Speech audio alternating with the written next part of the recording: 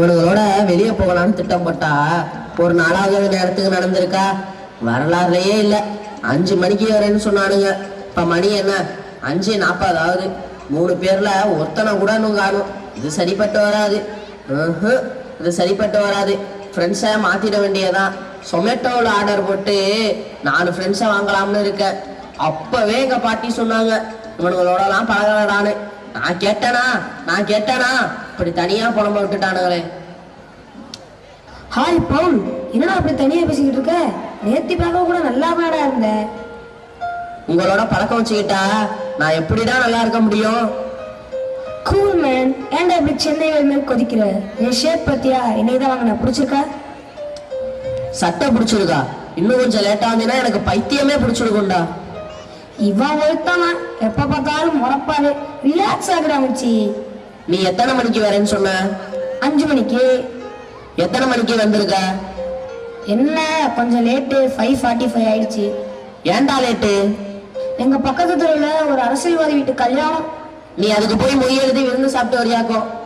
சொல்றத கேளுடா, அவங்க வீட்டு கல்யாணத்துக்காக பக்கத்து தெருவில் உள்ள எல்லா பொது போக்குவரத்தையும் மூடி வச்சுட்டாங்கடா. அட பாவீங்களா, எதுக்கா? நிறைய விஐபி வராங்களாம். பொதுமக்களால அவங்களுக்கு ஆபத்து வந்துருமா. நான் விஐபியும் இல்ல, ஐபியும் இல்ல, வெறும் பி. அதான் டேக் டைவர்ஷன் ஊரையே சுத்தி இப்பதான்டா வந்தேன். இது என்ன நியாயமா? ஒரு ஆள் வீட்டு கல்யாணத்துக்காக ஊர்ல இருக்க எல்லாரும் கஷ்டப்படணுமா? அப்படிதான்டா கட்சி ஆளுங்கெல்லாம் சொல்றாங்க. நாங்க கூட சண்டை போடலாம்னு நினைச்சேன். பின்ன ஏன் போடல? சண்டை போட்டா சட்டை கிழிஞ்சிடும். வீட்டுல அம்மா முட்டி போட வச்சுவாங்க. அதான்டா ஓடி வந்துட்டேன். அட பாவி, நீ எல்லாம் ஒரு குடிமகன். Hi Paul. Hi Vinod. Good evening. வாம்மா ராணி, என்ன ஒரு வேகமா வந்துட்ட? நான் உன்னை என்னமோ மின்னல் ராணின்னு நினைச்சேன். ஆனா நீ இப்படி பின்னல் ராணியா இருக்கியே. டேய் மொத்த படுவ. சரியா இவ்வளவு லேட்டு? ஆக்சுவலா பவுல், நான் இன்னைக்கு ரேஷன் கார்டு புதுப்பிக்க உணவு வழங்கல் துறை ஆஃபீஸுக்கு போயிருந்தேன். சரி. முதல் நாள் போனப்ப அதிகாரி அடுத்த நாள் வர சொன்னார். அடுத்த நாள் போனப்ப அதுக்கும் அடுத்த நாள் வர சொன்னார். அதுக்கும் அடுத்த நாள் போனப்ப நேத்திக்கு வர சொன்னார். நேத்திக்கு போனப்ப இன்னைக்கு வர சொன்னார். இது என்ன தொழுகதையில இருக்கு? சரி, கிடைச்சதா இல்லையா? இன்னும் இல்ல. வாட்ச்மேன் ஐயா சொல்றாரு, கொடுக்க வேண்டியதை கொடுத்தா கிடைக்க வேண்டியது கிடைக்கும்னு. ஓ, இப்பெல்லாம் அடுக்கு மொழியில இல்லாம லஞ்சம் கேக்குறாங்க. கொடுக்க வேண்டியது எவ்வளவா? 2000 ஓவா. நீ என்ன பண்ண போற? நான் கொடுக்கறதா முடிவெடுத்துட்டேன். இது நம்ம கொள்கைக்கு விரோதமானது இல்லையா ராணி? உண்மைதான் பவுல். ஆனா நான் யோசிச்சு பார்த்தேன், கொள்கை முக்கியமா சோறு முக்கியமானு. சோறு தான் முக்கியம்னு பட்டுச்சு. அதனால லஞ்சம் கொடுத்துட்டேன். சபாஷ், சரியான முடிவு. இப்பதான் நீ ஒரு உண்மையான இந்திய குடிமகள். இது அநியாயம், இது அக்கிரமம். வாம்மா ஃபாரின் சென்ட் ஃபாத்திமா, 5 மணிக்கு வரேன்னு சொல்லிட்டு 6 மணிக்கு வந்திருக்கியே. நீ தாமா பஞ்சுவாலிட்டிக்கு இலக்கணம். டேய் வாய மூடு. நான் லேட்டா வந்தேன்னா அதுக்கு ஒரு காரணம் இருக்கு. என் நண்பர்கள் கிட்ட காசு பணம் இருக்கோ இல்லையோ, மக்களே எல்லார்ட்டையும் ஒரு கதை இருக்கு. சொல்லுடி, என்ன கதை? வீட்டை விட்டு 4 மணிக்கே கிளம்பிட்டேன். சரி. ஒரு கவர்மெண்ட் பஸ் ஏறினேன். சரி. டிக்கெட்டு 15 ரூபா. உட்கார இடமே இல்ல. நின்னுக்கிட்டே வந்தேன். சரி. ஆனா பஸ் 5 கிலோமீட்டர் தாண்டல. ஐயோ, ஏன் என்னாச்சு? டயர் பஞ்சரா போச்சு. இங்க நாசமா போச்சு. Bus break town. கண்டக்டர் எல்லாரும் இறங்குட்டாரு. சரின்னு வெயிட் பண்ணி ஒரு ஆட்டோ எடுத்துட்டு வேகமா வந்துட்டு இருந்தேன். ஆனா 2 கிலோமீட்டர் தாண்டல. ஐயோ, இப்ப என்னாச்சு? ஆக்சிடென்ட் ஆச்சு. சாலை விதிகளை மதிக்காத ஒரு 2 வீலர்காரன் குறுக்க வந்து வண்டியை விட்டுட்டான். 2 வண்டிக்கும் டேமேஜ். ஒரே சண்டை கலவரம். ஆட்டோல இருந்து இறங்கி சரி நடந்தே போயிடலாம்னு வேகமா வந்துட்டு இருந்தேன். ஐயோ, திரும்ப என்னாச்சு? ஒரு பிக் பாக்கெட் காரன் என் பேக்க பிடிங்கிட்டு ஓடுறான். அவனை 4 பேர் துரத்தி 5 பேர் பிடிச்சி 8 பேரை அடிச்சு பேக்க வாங்கிட்டு வர்றதுக்குள்ள மணி 6 ஆச்சு. இப்ப சொல்லுங்க, என் மேல எதுவும் தப்பு இருக்கா? உன் மேல எந்த தப்பும் இல்ல பாத்திமா. இந்த நாட்டு மேலதான் தப்பு. சீ, நம்ம நாட்டுக்கு என்னதான் ஆச்சு? கண்ணியம் கட்டுப்பாடு எல்லாம் இங்க காணாம போச்சு. எதுக்கு எடுத்தாலும் லஞ்சம், எங்க பார்த்தாலும் ஊழல். இது நாடா இல்ல சுடுகாடா? இதெல்லாம் எப்ப சரியாகும்? யார் சரி பண்ணுவா? அவரை திரும்ப வந்தால்தான் சரியாகும். யாரு பவுல்? யார் திரும்பி வரணும்? தாத்தா திரும்பி வரணும். யாரு? இந்தியன் தாத்தாவா? இல்ல, காந்தி தாத்தா. பவுல், நீ என்ன சொல்ற? ஆமாம் நண்பர்களே, நமக்கு இன்னைக்கு தேவை இன்னொரு சுதந்திர போர். ஆனா அதுல வன்முறை இருக்கக்கூடாது, கத்தி இருக்கக்கூடாது, ரத்தம் சிந்தக்கூடாது. அகிம்சை வழியில, அறப்போராட்டத்தின் வழியில அது சாதிக்கப்படணும். இதெல்லாம் நடக்கிற காரியமா பவுல்? அடி ஊதெல்லாம் முதல்ல எப்படி முடியும்? முடியும் நண்பர்களே, காந்தி செஞ்சு காட்டியிருக்காரு. ஒரு உதாரணம் சொல்றேன். உங்களுக்கு உப்பு சத்தியாகிரகம்னா என்னன்னு தெரியுமா? அது என்னடா உப்பு சத்தியாகிரகம்? உங்களை வச்சுக்கிட்டு நான் என்ன பண்றது? உப்பு சத்தியாகிரகம் என்பது காந்தி முன்னெடுத்த ஒரு மாபெரும் அறப்போராட்டம். சரி, உங்களுக்கு சொன்னா விளங்காது. அது என்னன்னு இப்ப காட்சியாவே பார்த்துடுவோம் வாங்க. In 1930 was the land of oppression, poverty, and simmering discontent under British rule. But one man was about to challenge the might of the British Empire. His weapon, salt. His method, non-violence. Let's revisit the Dandi March, which marked a turning point in India's freedom struggle.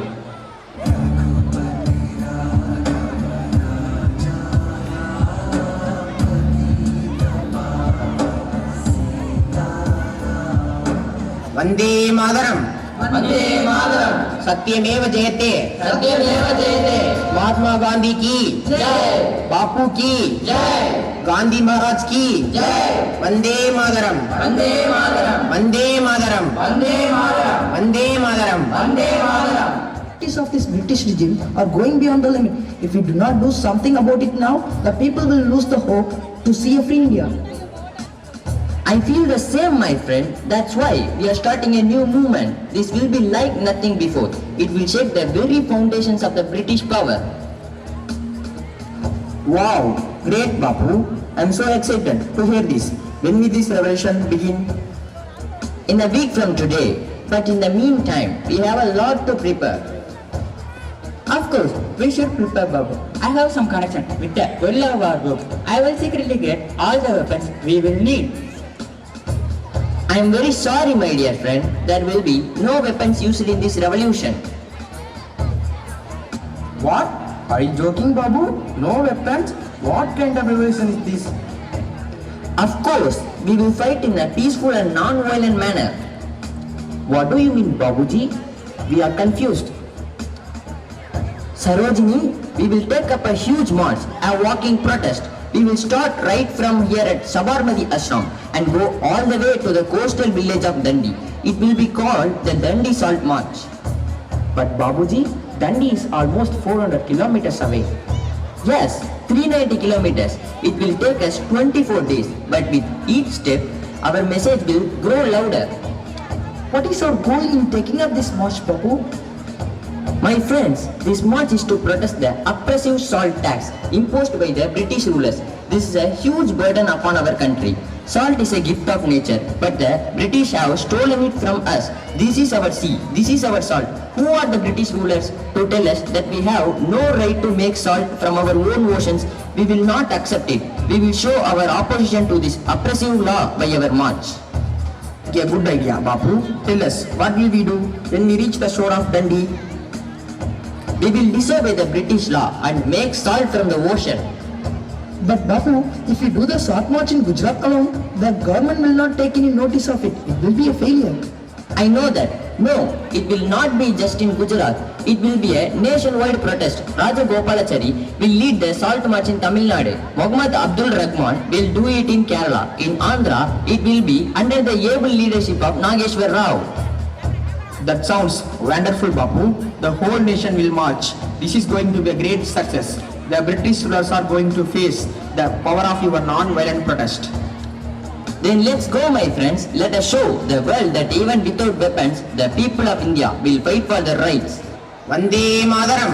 Vande Mataram. Satyameva Jayate. Satyameva Jayate. Mahatma Gandhi ki Jai. Bapu ki Jai. Gandhi Maharaj ki Jai. Vande Mataram. Vande Mataram. Vande Mataram. Vande Mataram. Vande Mataram. Vande Mataram.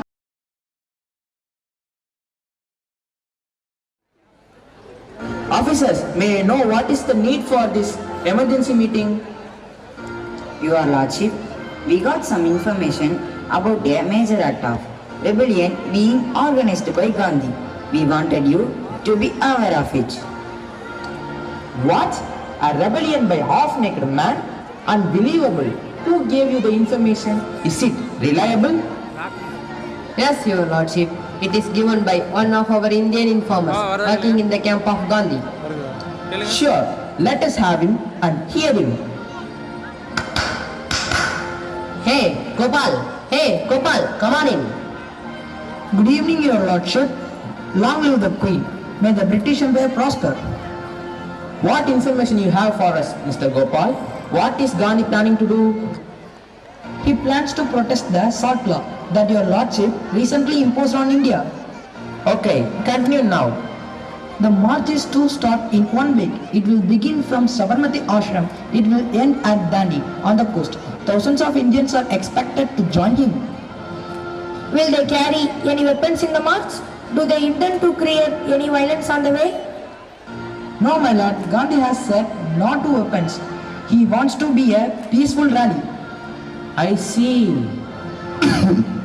A peaceful rebellion? This foolish Indian, thinking they can defeat the British government without weapons. Ridiculous. At the end, what they will get is some salt, not freedom. Quite. Never underestimate Gandhi. His idea may seem strange to us, but he can make people unite and resist. Sorry, Your Lordship. Exactly, my lord. Gandhi is a dangerous man to the empire. Tell me, my friend, is this march taking place only in Gujarat? No, Your Excellency. Gandhi has arranged for similar marches in Tamil Nadu, Kerala, Andhra and other provinces. This movement will spread across the entire country. This is not good at all. So, this is to be a nationwide protest. It would create a large-scale unrest all over the country. Shall we arrest Gandhi and his leaders immediately, Your Lordship? No, not yet. But the moment Gandhi or anyone else produces salt from the sea, they must be arrested. Send word to all officers across the country to remain on high alert. Yes, Your Lordship. We will suppress this movement. You will have nothing to worry. Good. Keep me informed of every development.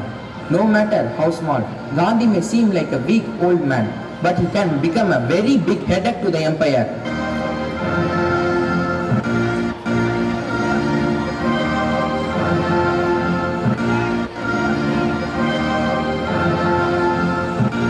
தலைவர் அவர்களே, இவ்வளோ பெரிய மக்கள் கூட்டத்தை இந்த திருச்சி மாநகரில் கூட்டியிருக்கீங்களே, என்ன காரணம்? மக்களே, நாம் இங்கிருந்து வேதாரண்யம் நோக்கி நடைபயணமாக செல்ல இருக்கின்றோம். மிகவும் சிறப்பு தலைவர் அவர்களே. அங்கேதான் என் மாமனார் வீடு இருக்கிறது. சென்று 2 நாள் தங்கி ஒன்று விட்டு வரலாம். நண்பா, உன் மாமனார் வீட்டுக்கு நாம் போகவில்லை, நாம் கடலுக்கு போக போகிறோம். என்ன சொல்றீங்க தலைவரே? ஒண்ணுமே புரியலையே. ஆம் மக்களே, இது உப்பு சத்தியாகிரக நடைபயணம். காந்தி ஆரம்பித்து வைத்துள்ள போராட்டம். அவர் குஜராத்தில் தண்டியை நோக்கி நடக்கிறார். நாம் தமிழ்நாட்டில் வேதாரண்யம் நோக்கி நடக்கின்றோம். மக்களே, இந்த அரசாங்கம் நம்மை அடக்கி ஒடுக்குகிறது. கடலில் உப்பெடுக்க வரி விதிக்கிறது. அதற்கு கூட நமக்கு உரிமை இல்லையா? தமிழ்நாடு எத்தனை பெருமை மிகு நிலம் என்று உங்களுக்கு தெரியும் அல்லவா? ஆம், குறிஞ்சி, முல்லை, மருதம், நெய்தல், பாலை என்ற 5 வகையான நிலங்களும் அபரிவிதமான வளங்களும் நிறைந்த பூமி இதல்லவா? ஆம், உண்மைதான் உண்மைதான். ஆனால் இவ்வளவு வளம் இருந்தும் பெருமை மிகு வரலாறு இருந்தும் என்ன பிரயோஜனம்? நம் நாட்டில் நம் கடலில் உப்பெடுக்க நமக்கு உரிமை இல்லை என்று ஒருவன் சொல்கிறான். எவன் சொல்கிறான்? நேற்று வந்த வெள்ளைக்காரன் சொல்கிறான். இது அக்கிரமம், இது அநியாயம்.